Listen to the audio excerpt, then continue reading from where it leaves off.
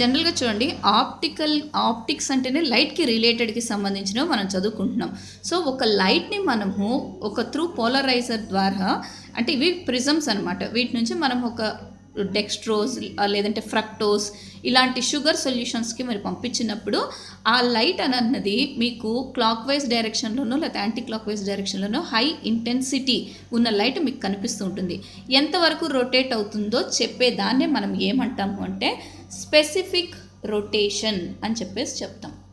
Specific రొటేషన్ని ఆల్ఫాతో మనం represent చేస్తాము. And ఈ ఎక్స్పెరిమెంట్ చేసేటప్పుడు మీరు టెంపరేచర్ని నోట్ చేసుకోవాలి. పర్టికులర్ టెంపరేచర్ దగ్గరే చేయాలి మనం దీనికి ఫార్ములా ఏంటి అంటే how much it is rotated, that is angle of rotation. ఎంత రొటేట్ అయింది అన్నది మీకు ఎక్స్పెరిమెంట్లో తెలుస్తుంది. 30, 40, 60, 90 ఇలాగా. Angle of rotation by L into C. L అంటే పాత్ లెంత్, ఇక్కడ మీరు ఎంత పాత్ లెంత్ ఉంటుంది ఎల్.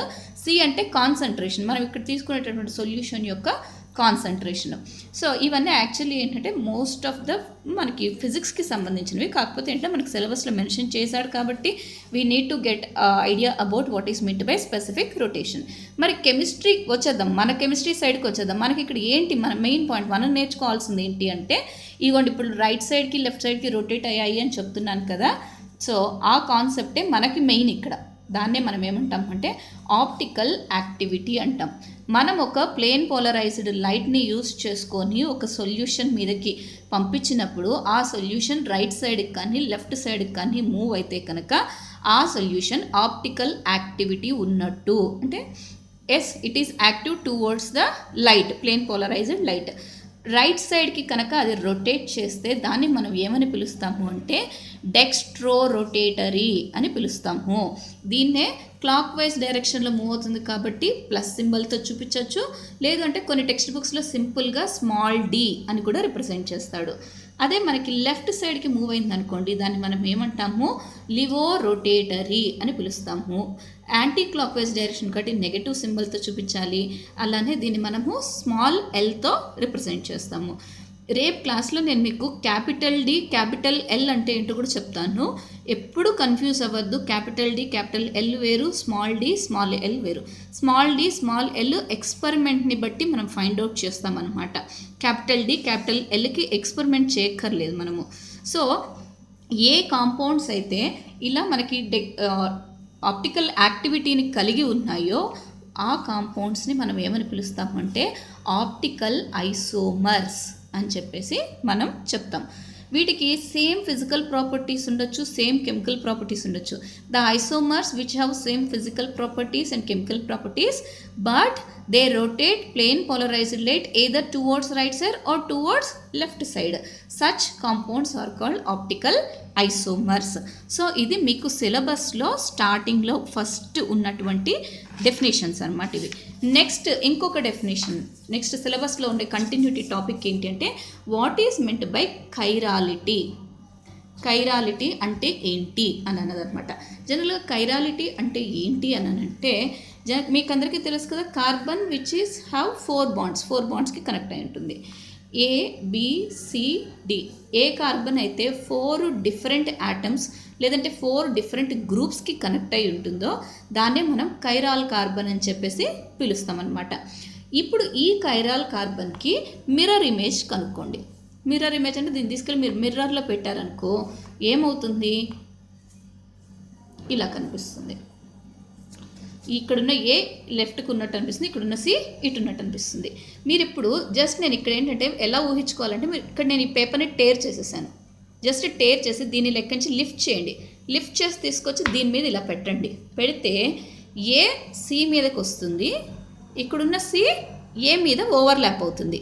అంటే దీని మిర్రర్ ఇమేజ్ మీదకి ఇది కరెక్ట్గా సెట్ అయిందా? అవ్వలేదు కదా. దాన్నే ఏమంటామంటే non super imposable on it's mirror image. ఇది కైరాలిటీ కైరాలిటీ, ఈ కాంపౌండ్ కైరాలిటీ ఉంది అని చెప్పడానికి మెయిన్ పాయింట్ అనమాట ఇది. మళ్ళీ ఒకసారి చెప్తున్నాను చూడండి. Carbon which is connected to 4 different atoms or groups is called chiral carbon. ఈ కైరాల్ కార్బన్కి మీరు ఏం చేస్తారు అంటే మిర్రర్ ఇమేజ్ని కనుక్కోండి ఫస్ట్. ఓకే, మిర్రర్ ఇమేజ్ వచ్చింది నాకు. ఇప్పుడు దీన్ని ఏం చేస్తారు అంటే ఇక్కడి నుంచి ఇలా అప్లిఫ్ట్ చేయండి. ఇలా పెట్టద్దు ఎప్పుడు కూడా. పేపర్ని ఇలా ఫోల్డ్ చేశారనుకో ఏమనిపిస్తుంది, సి మీదకి సీనే వస్తుంది, ఏ మీదకి ఏనే వస్తుంది. అది కాదు ఇక్కడ. దీన్ని ఇక్కడి నుంచి రిమూవ్ చేసి దీని మీద ఇలా పెట్టండి. పెడితే ఏ మీదకి సి వస్తుంది, ఈ సి వచ్చి ఏ మీదకి వస్తుంది. అప్పుడు ఎట్లా, అవి రెండు ఒకటే కావు కదా. కాబట్టి non super imposable on it's mirror image. తన మిర్రర్ ఇమేజ్ మీదకి అది కరెక్ట్గా సూపర్ ఇంపోజ్ అవ్వదు. సపోజ్ ఇది మన హ్యాండ్. ఈ హ్యాండ్ని మీరు అద్దంలో చూసారనుకో ఎలా కనిపిస్తుంది, ఇలా కనిపిస్తుంది. అద్దంలో చూసుకుంటే ఇది కనిపిస్తుంది. ఇప్పుడు ఎలాగంటే నేను దీన్ని తీసి దీని మీద పెట్టాను అనుకో, ఏమైంది, తంబు మీదకి నా చిన్న ఫింగర్ వచ్చింది, ఇక్కడున్న చిన్న ఫింగర్ మీదకి నా తంబు వచ్చింది. So these are non superimposable mirror images అన్నమాట ఇవి. అయితే ఇంకొకటి ఏంటంటే 4 డిఫరెంట్ ఆటమ్స్ ఆర్ గ్రూప్స్కి కనెక్ట్ అయినటువంటి ప్రతి కార్బన్కి ఈ సెంటెన్స్ వర్కౌట్ అవ్వదు. ఎగ్జాంపుల్ చూడండి. మీసో టాటారిక్ యాసిడ్ అనే ఒక ఎగ్జాంపుల్ చెప్తున్నాను నేను మీకు. ఇప్పుడు ఇక్కడ మీరు గమనిస్తే here 2 carbons are there. 2 asymmetric కార్బన్లు ఉన్నాయి. ఈ కార్బన్ తీసుకోండి, రైట్ సైడ్ OH ఉంది, టాప్లో COOH ఉంది, లెఫ్ట్లో H ఉంది, డౌన్లో ఏముంది అంటే ఈ మొత్తం ఉంది. అంటే 4 డిఫరెంటే కదా.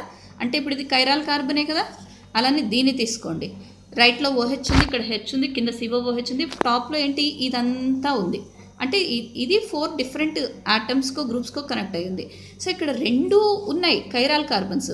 కానీ మీసో టాటారిక్ యాసిడ్లో కైరాలిటీ అనే ప్రాపర్టీ ఉందా అంటే నో. ఎందుకు లేదు అని అంటే ఇక్కడ మీరు ఒక అద్దం పెట్టండి, మధ్యలో ఒక మిర్రర్ తెచ్చిపెట్టారనుకో, ఇక్కడ ఏదైతే ఉందో దానికి ఇది మిర్రర్ ఇమేజ్ అవుతుంది.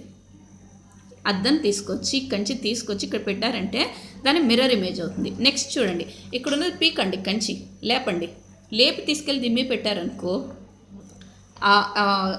పెడితే మీకు ఏమవుతుందంటే OH అవసరం లేదండి. మీరు ఒక ప్లేన్ పెట్టేస్తే ఏమవుతుంది అంటే దీనికి ఎగ్జాక్ట్ మిర్రర్ వస్తుంది అనమాట ఇక్కడ. అంటే ఏంటి అంటే ప్లేన్ ఆఫ్ సిమెట్రీ అని అంటాం దీన్ని. అంటే ఒక ప్లేన్ని పెట్టడం వలన ఇవి 2 మిర్రర్ ఇమేజెస్ కనుక అయితే అటువంటి కాంపౌండ్స్లో కైరాలిటీ వర్కౌట్ అవ్వదు. అలానే యాక్చువల్లీ మీకు సిమెట్రీ అనే టాపిక్ నాకు తెలిసి ఇంకా వచ్చుండదు. సెకండ్ ఇయర్లో సిమెట్రీ అనేది ఒక సపరేట్ లెసన్. అది మీకు సిమెట్రీలో మీరు axis of symmetry, plane of symmetry అని చెప్పేసి మీరు నేర్చుకుంటారు. ఏ కాంపౌండ్స్లో అయితే ఈ axis of symmetry and plane of symmetry exist అవుతాయో ఆ కాంపౌండ్స్లో కైరాల్ కార్బన్ ఉన్నప్పటికీ కైరాలిటీ అనే కాన్సెప్ట్ అక్కడ వర్కౌట్ అవ్వదు.